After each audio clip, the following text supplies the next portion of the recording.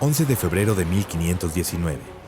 Partía de Cuba la expedición comandada por Hernán Cortés con 11 embarcaciones, alrededor de 800 hombres y 16 caballos, la cual culminaría 70 días después, el 22 de abril, con el desembarco en el lugar donde fundaría la Villa Rica de la Veracruz.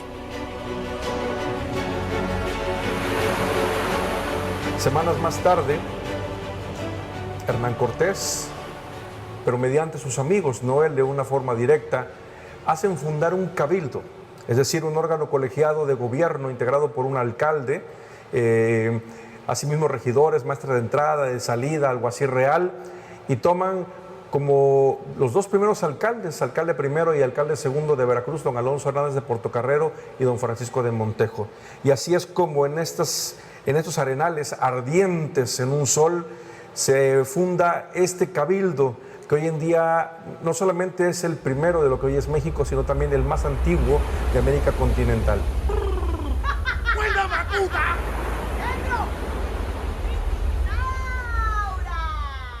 Vamos a cambiar, vamos a cholar, como la algo va a correr. Vamos a cambiar, mamá chola. Como el algo va a correr. Vamos a cambiar, mamá chola. Como el algo va a correr. Vamos a cambiar, mamá chola.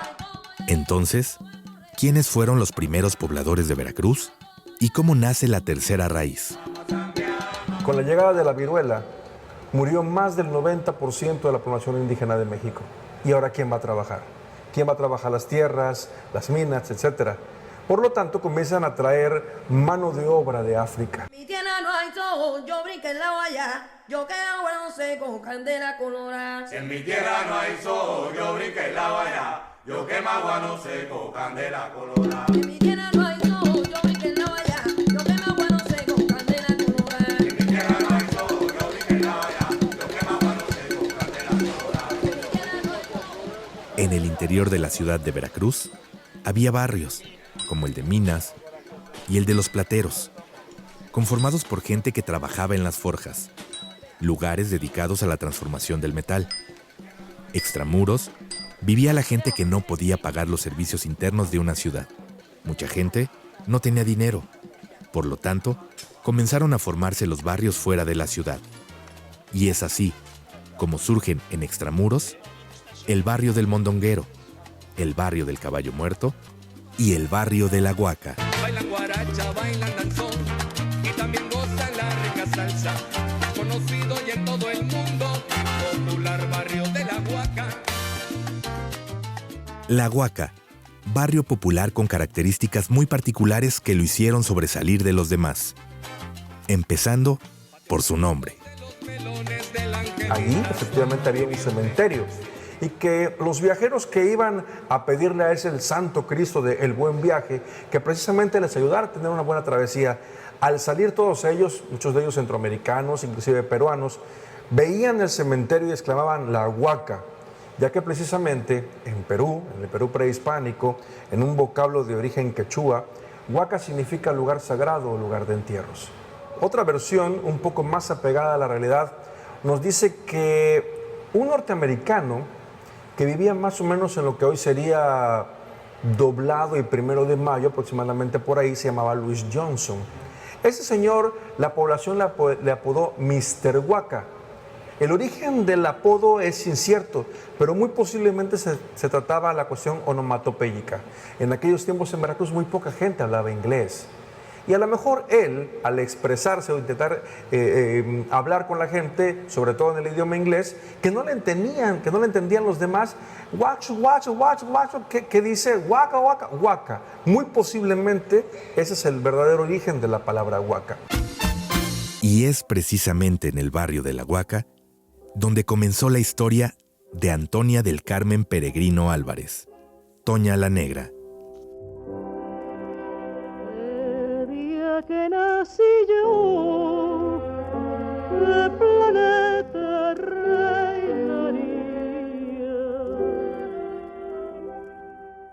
Don Domingo Bureó es el primer alcalde en realizar un trazado extramuros de la ciudad de Veracruz, trazándose vías como la calle de Jazmín, que ahora es 1 de mayo, la calle del Cristo, Manuel González, ahora 16 de septiembre, la calle de la Pitaya, hoy Prim.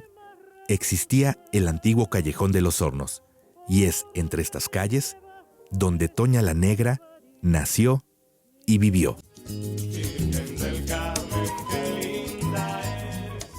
12 de noviembre de 1912 es la fecha que se tiene registrada como el día de nacimiento de Antonia del Carmen Peregrino Álvarez. Antonia, en honor de su abuela paterna, Antonia Reyes, y Carmen, porque su madre le encomendó a la Virgen del Carmen. Virgen del Carmen, qué linda eres, échame, madre, la bendición. Virgen del Carmen, qué linda. Antonia tuvo 4 hermanos, Doroteo, Manuel y 2 hermanas más, que fallecieron a muy temprana edad.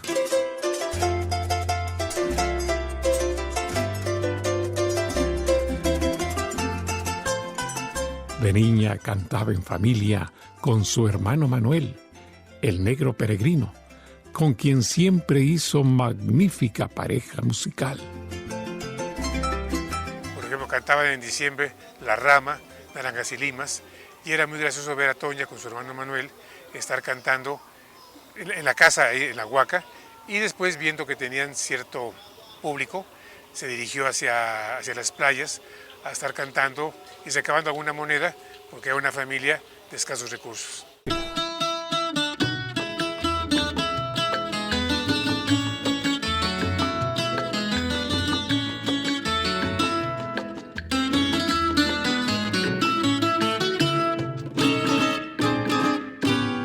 Eres mi tierra veracruzana, eres glorioso canto de amor, yo solo pienso en tus mujeres.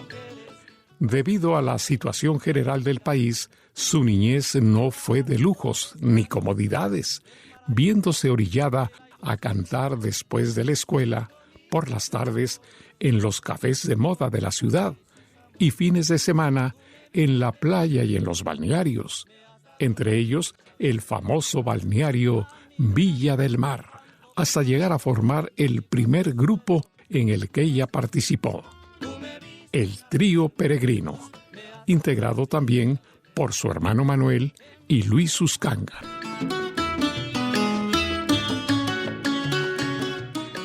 Los acontecimientos hoy históricos en aquella época complicaban la situación del país y Veracruz no fue la excepción, por lo que Toña se vio obligada a dejar su tierra, acompañada ya de su primer esposo, Guillermo Cházaro Ahumada, y su primogénito de nombre Ramón, nacido en el puerto de Veracruz.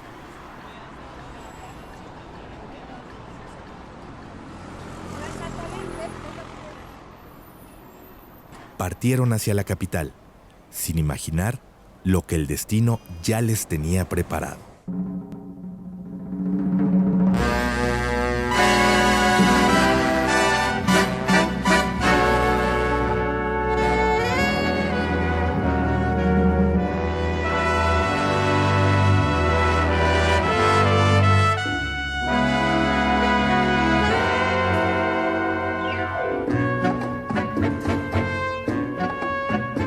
Existen diferentes versiones de cómo se conocieron Agustín Lara y Toña la Negra.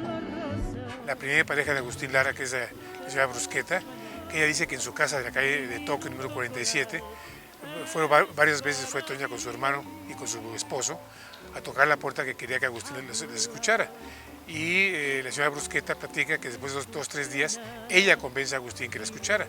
Entonces entran a la casa Toña con el niño en brazos, Ramón, el esposo Guillermo Cházaro y el hermano Manuel. Y le dice a Agustín: ¿qué cantas? Pues canciones de usted. ¿Como cuál? Enamorada. Entonces Agustín se da al piano, la toca, y dicen que a la mitad de la canción se levantó. Toña pensaba que le iba a correr, y dijo Lara: qué prodigio de mujer. Y de ahí empieza la versión, creo que más auténtica. Enamorada de lo imposible, rosa que se marchitó.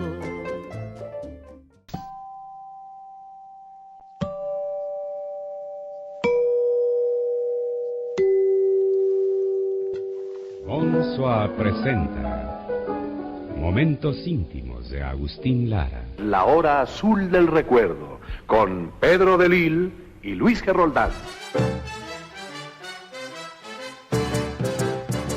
60 días habían transcurrido de su llegada a la Ciudad de México y ya se estaban presentando como trío. Toña, Guillermo su esposo, acompañados de Luis Uscanga, en el segundo aniversario de la XEW. Bienvenida al programa Lluvia de Estrellas con Helen Curtis. Muchísimas gracias, señorita. Queríamos preguntarle, ¿y cómo fue que se le ocurrió cantar o que surgió en usted la afición de cantar? Bueno, desde que yo tenía 9 años, canto. ¿Profesionalmente o No, solamente en su casa? A ver, explíquenos. Pues en mi casa nada más. Profesionalmente cuando tuve la suerte de venir aquí a México y debutar con el maestro Agustín Lara en el Teatro Iris en 1932, a fines de 32, el 31 de diciembre de 1932. 1932 fue un año importante en la vida de Antonia del Carmen Peregrino Álvarez y justo fue su debut en la revista musical Nuestro México. A su debut, el vestido que usó se lo hizo la pareja de Agustín Lara. La señora Brusqueta se lo diseña y lo cose, digamos. Y después, en la cartelera y en el puesto que ella tenía, era el número 13. Estaba primero Esperanza Iris, después Agustín Lara, Pedro Vargas, Emilio Tuero, el Sol Marabarú inclusive, y estaba el número 13. Y al tercer día ella estaba a la par de Agustín Lara. Entonces es increíble que una cantante que empezaba, en 3 días se ubicó en el estrellato, y un estrellato que duró durante 50 años. Su turno de aparición en el escenario era el número 13, dígito para muchos de mala suerte, pero para Toña la Negra fue todo lo contrario. Lo que decían de número 3, un número cabalístico, Toña siempre fue muy influenciada era esotérica. Por ejemplo, ella cuando cantaba se vaciaba un cuarto de botella de perfume antes de entrar a escena. Ya fuera un cabaret, ya fuera una película, ya fuera en radio o en televisión, se bañaba en perfume porque de acuerdo a los brujos de Catemaco, digamos, ese tipo de lociones purificaban el ambiente y le hacían que tuviera pues una buena conexión con el público y con las cámaras, dependiendo de lo que estaba enfrente de ella. A solo 4 meses de su debut, Toña ya era la estrella del teatro de revista y para el mes de septiembre de 1933 ya había estrenado las canciones Palmeras, Sea como sea, Bambú, Negra, Caña Brava y Alondra, todas del maestro Agustín Lara. Le brinda en su gorjeo las glorias al Señor. En el mes de octubre de 1933, en algunos medios se anunciaba el divorcio musical de Lara y Toña. Porque Toña nunca dejó que Agustín estuviera arriba de ella. Al grado, por ejemplo, el Sol Marabú, que era el son que construyó Lara con el hermano de Toña, con su esposo, a los 3, 4, 5 meses dijeron adiós Agustín Lara y ya formaron el son Clave de Oro. ¿Por qué? Porque notaron que Lara era un dictador en escena, muy grosero, muy lépero, pero la mancuerna que hizo con Toña no la hizo con nadie más, inclusive ni con Pedro Vargas, inclusive menos con Juan Arvizu, que fue el que descubrió a Agustín. En 1934, Toña se convierte en madre por segunda ocasión. Guillermo es el nombre de su segundo hijo y es el 28 de marzo de ese mismo año que regresa a los escenarios en la revista Mentiras de Agustín Lara.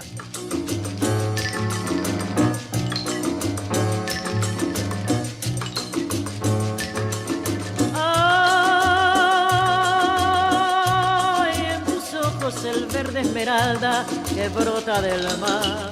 Inmediatamente Toña fue contratada para actuar en el mejor centro nocturno de la ciudad, El Retiro, en la revista musical Señorita Primavera. Toña la Negra era ya conocida o llamada también la sensación jarocha, bautizada así por el locutor de la XCW, Pedro de Lil. Y en tus ojeras se ven las palmeras borrachas de sol. Pero el triunfo de la estrella jarocha fue al interpretar Oración Caribe.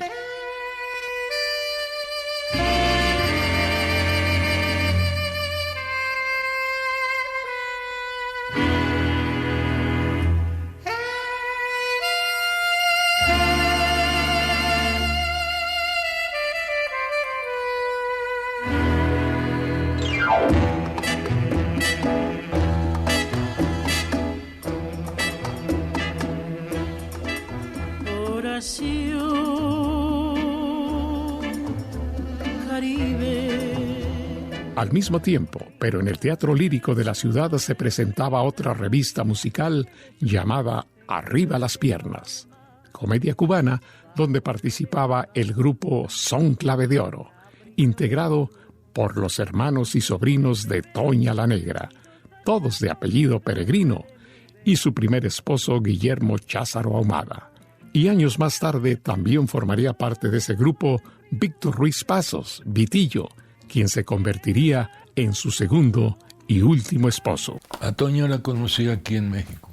Me dice, oye, viene mi tía, pero Manuel, que es el que toca el bajo, hermano de Antonia, me dice, Pablo, toca muy feo Manuel no es buen contrabajista, y mi tía necesita un buen músico ahí. Bueno, pues me invitaron y ahí voy. Y yo también opté por la cosa de todos los días en el teatro. Y llegaban los muchachos, tía, ¿cómo está? Bien, bien. Entonces dije, bueno, pues yo también le voy a decir tía. Y de ahí salió una tía que no era mi tía, era la señora Toña la Negra, la cantante. En el mes de agosto de 1934, Toña inicia la filmación de su primer película, Payasadas de la Vida, seguida de 19 cintas más, entre las que destacan María Eugenia, La mulata de Córdoba, Humo en los ojos, Callejera, En carne viva, Pecado, Enredos de una gallega y Remolino de pasiones. Antes de finalizar 1934, Toña reaparece en los escenarios logrando lo que ningún artista había hecho: permanecer por más de 20 días en cartelera del Cine Máximo, cantando Piensa en mí, haciéndolo como ella solo sabía hacerlo.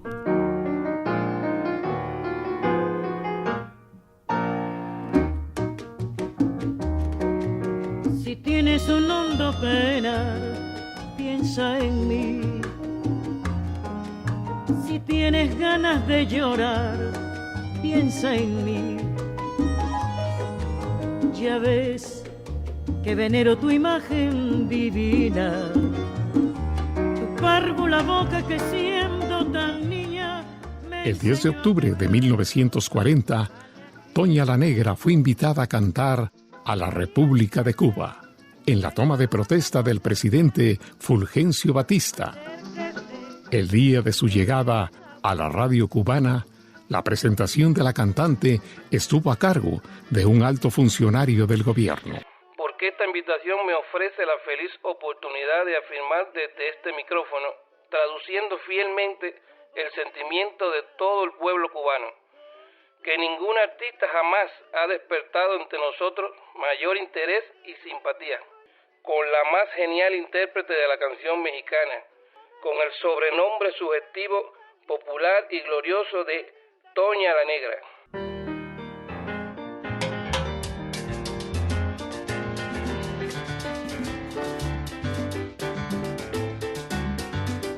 Y es en Cuba donde conoció a quien se convertiría en su acompañante por muchos años, al pianista Juan Bruno Tarraza, quien la acompañaría en una primera gira que duró casi 2 años por todo el continente, y después estaría a su lado durante muchos años más. ¿Y qué países ha recorrido? Uy, señorita, pues todo Centro, Sudamérica y unos 2 países de Europa. Por supuesto, cantando, ¿verdad? Sí, claro, de otra manera no saldría yo de México.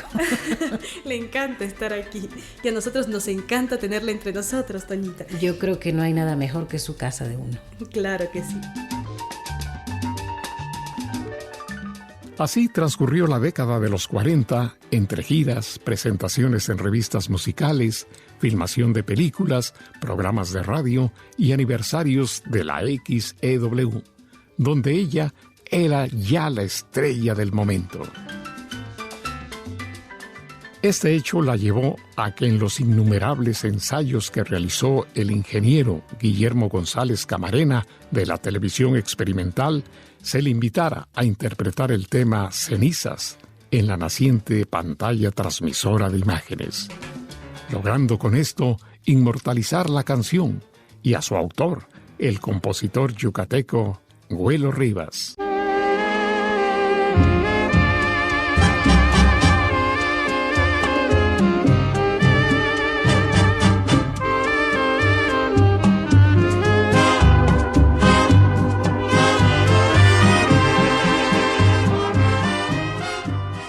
En ese mismo año, 1950, Agustín Lara estrena 4 revistas musicales: Vivir es todo, Yo hice una estrella y Vive como quieras, donde Toña la Negra comparte escenario con quien se convertiría en su gran amiga y gran figura del mundo artístico de nuestro país, María Victoria. Pues yo desde que empecé hasta que se murió, ella anduvo en la compañía de Vallejito, en el teatro estuvimos un año juntas, en varias cosas juntas. Entonces, sí la traté mucho. Y me daba coraje, no coraje, saber que a personas que no lo merecen le hacen sus homenajes. Y ella, que fue la primer cantante que fue estrella y que nadie cantó como ella. Era muy amiga de Pedro Vargas. Y nunca perdió su voz, ni ella ni Pedro. Por eso es que me trae muchos recuerdos en la gira.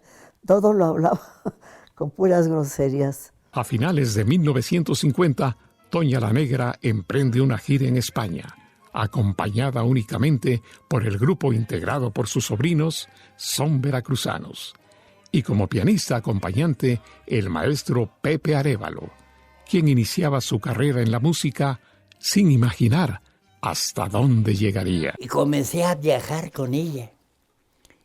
Yo, nada más ahorita, y Margarita, su secretaria, era como su familia. Y salíamos, traje sus papeles y vamos a Miami, donde había cubanos. Íbamos a Nueva York, a Los Ángeles, a San Antonio, y de aquí en el interior de la República. Y comenzamos a viajar a Panamá, a Colombia, Venezuela, República Dominicana, Perú. Imagínense, yo con la señora. Mientras ellos viajaban, aquí en nuestro país aparecían los LP, de 8 canciones en vinil, dejando atrás los discos de pasta para las sinfonolas. Ahora ya se podían escuchar 8 canciones por disco. Ya tú ves, todo llega en esta vida. La empresa Peerless fue de las pioneras en introducir a los mercados esta novedad, dedicando su tercer disco en esta modalidad a Toña la Negra. Me juraste que tú me querías y recuérdate bien, vida mía, que te fuiste un día. Noche Criolla de Toña la Negra fue el nombre del long play en el cual se incluían piezas como Palabras de Mujer, Noche de Ronda, Mujer y desde luego el tema que da nombre al disco, Noche Criolla. Noche tibia y callada de Veracruz, cuento de pescadores que arrullan la mar, vibración de cocuyos que con su luz bordan de lentejuela la oscuridad. El 22 de octubre de 1951, Toña la Negra firma un contrato de exclusividad con la agencia artística Gual, en la cual artistas como Jorge Negrete, Pedro Infante, Sara García y María Victoria también firman. El 20 de junio de 1953 es la fecha del debut de Toña la Negra en la televisión mexicana, en un programa dedicado a la música nacional. Y esa sería la primera de un sinnúmero de apariciones más durante muchos años. Que al fin y al cabo no hay nada, nada en el mundo que te borre. 1955 es un año especial en la vida de Antonia del Carmen Peregrino Álvarez, ya que contrae matrimonio con Víctor Ruiz Pasos, contrabajista que la acompañaba junto con sus sobrinos Serafín y David Peregrino en el grupo Son Clave de Oro. Y es el mismo Víctor Ruiz Pasos quien nos platica cómo sucedió todo. Eso fue cosa también de los hijos, de Ramón y de Ernesto en cierto momento. Pues es que a veces yo me quedaba a dormir en casa de ella. Sin ser nada. Sin ser nada, no. Y entonces uno de los dos muchachos, tanto Ramón como Ernesto, un día dice: oye, Pi, ¿por qué no me decían Víctor sino Pi? Ya nos hemos dado cuenta de que mi mamá y tú andan juntos. Ajá. ¿Y por qué no se casan? ¿Y por qué no? No quiero deshacer lo que con tanta fe formé, porque abriré una herida más aquí en mi corazón.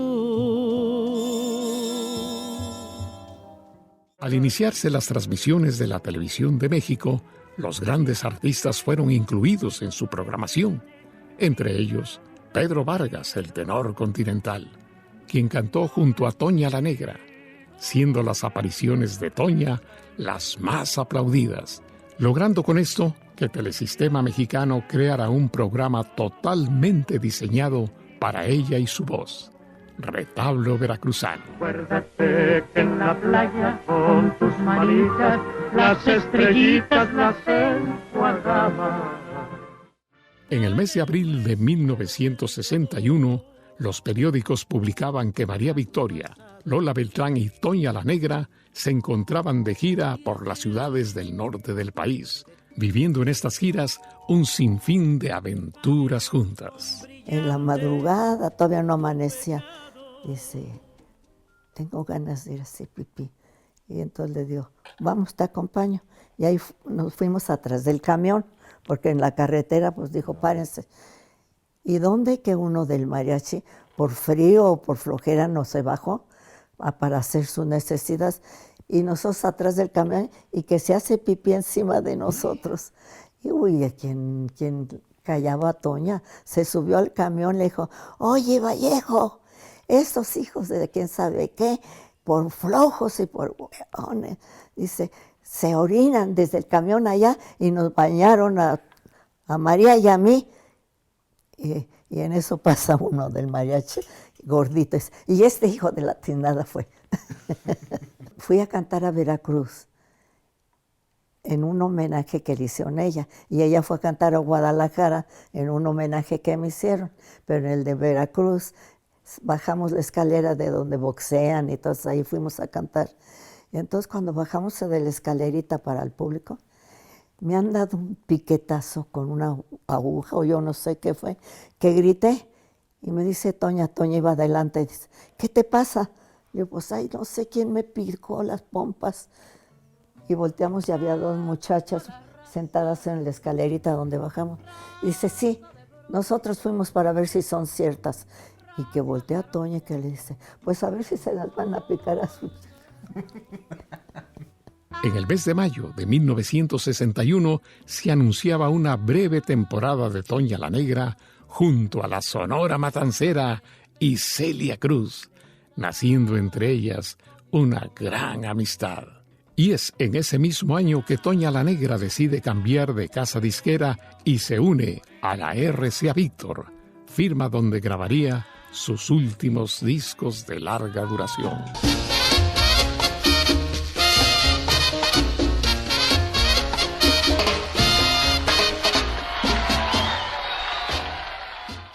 Tu cabeza en mi hombro me dirá ahora, nena, lo que siempre he dudado. Tu cabeza en mi hombro.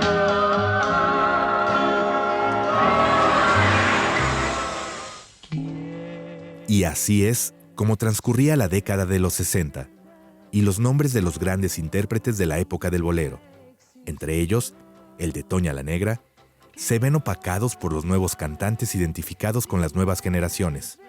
Pero Toña aún se resiste a desaparecer. Farolito que alumbras apenas mi calle desierta. Cuántas noches me has visto llorando llamar a su puerta.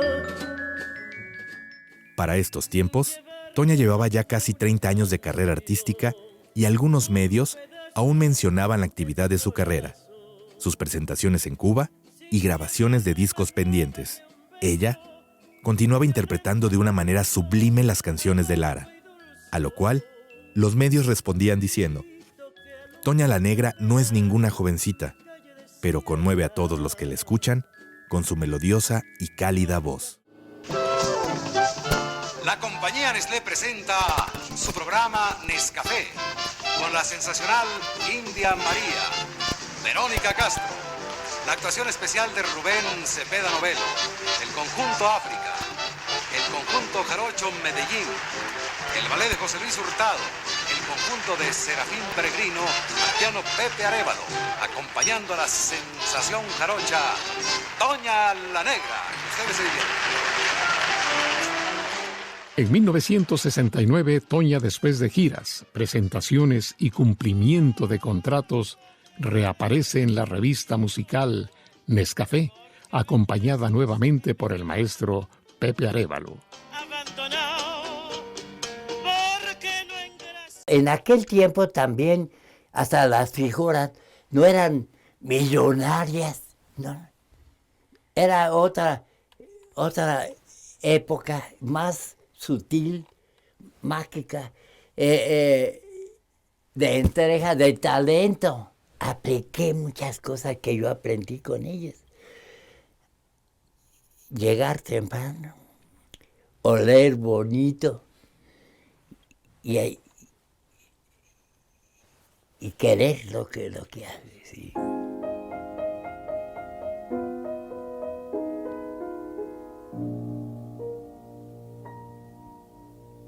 Humo en los ojos cuando te fuiste, cuando dijiste llena de angustia, ya volveré. El 5 de noviembre de 1970, mientras Toña se presentaba acompañada de Pedro Vargas, recibe la noticia de la muerte del maestro Agustín Lara. A partir de ese momento, Toña se dedicó a defenderlo de la prensa y llevar su música por todos lados a manera de homenaje. Aquel terrible dolor de aquel horrible momento cuando él ya me dijo adiós. La década de los 70 continuó para Toña con giras presentaciones, reconocimientos no solo nacionales, sino internacionales, y apariciones en los programas de televisión más importantes de aquellos tiempos, como Siempre en Domingo y Nostalgias. En septiembre de 1981, un año antes de su partida, Toña la Negra se presentó en el Centro Nocturno, La Pulquería, de la Ciudad de México, mientras que la empresa televisora Imevisión la contrataba para aparecer en una serie de programas, 13 para ser exactos, siendo estos programas los últimos en los que aparecería. Yo nací con la luna de plata y nací con alma de pirata. He nacido rompero y jarocho. Ese tono de voz aterciopelado, ese tono de voz tropical totalmente. Inclusive hablando con ella parecía que era una gente del Caribe, pero cuando Toña se presenta e interpreta Veracruz, Azul, la canción criolla, todo eso, se van a las nubes, porque ella le puso ese sabor único que hasta la fecha nadie ha podido igualar. Pedacito de patria que sabe sufrir y cantar. Hablar de la señora para mí es un honor recordarla con respeto. Todo lo que aprendí con usted me ha servido para lograr muchas cosas. Vibra en mi ser, algún día hasta tus playas lejanas tendré que volver. Una personalidad salía con su mascada en la mano. Para mí no tenía ningún defecto. Y tenía yo mucho sentimiento cuando me dijeron que les iban a hacer un homenaje. Sí, no dije ni que no, dije sí.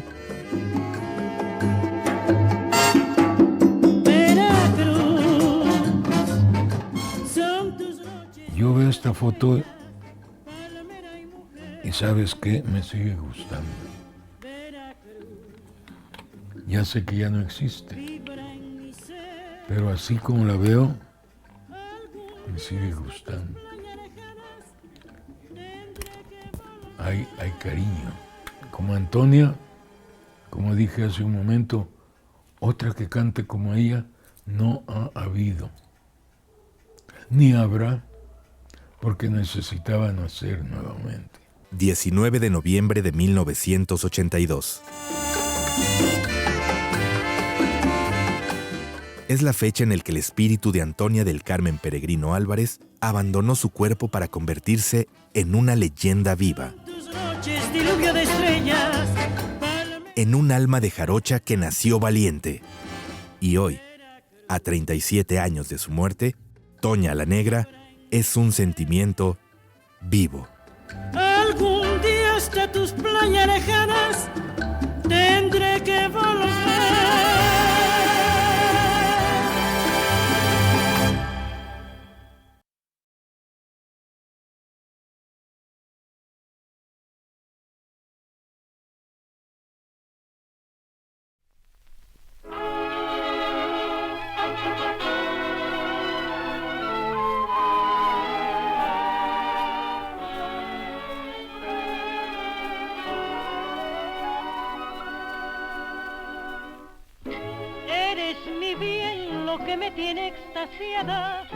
¿Por qué negar que estoy de ti enamorada, de tu dulce alma, que es toda sentimiento?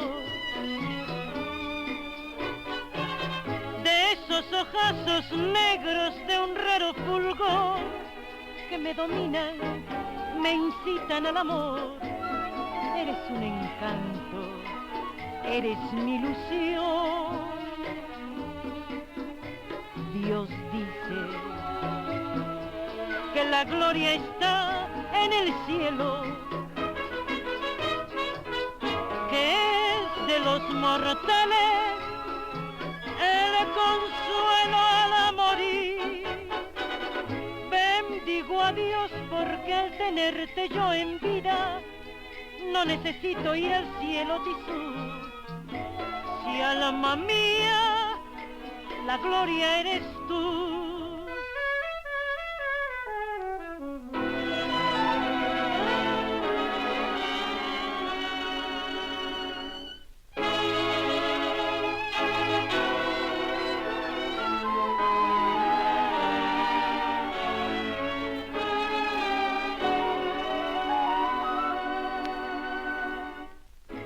Eres mi bien, lo que me tiene extasiada, porque negar que estoy de ti enamorada, de tu dulce alma, que es toda sentimiento, de esos ojazos negros de un raro fulgor, que me dominan, me incitan al amor. Eres un encanto, eres mi ilusión. Dios dice que la gloria está en el cielo, que es de los mortales el consuelo al morir. Bendigo a Dios porque al tenerte yo en vida no necesito ir.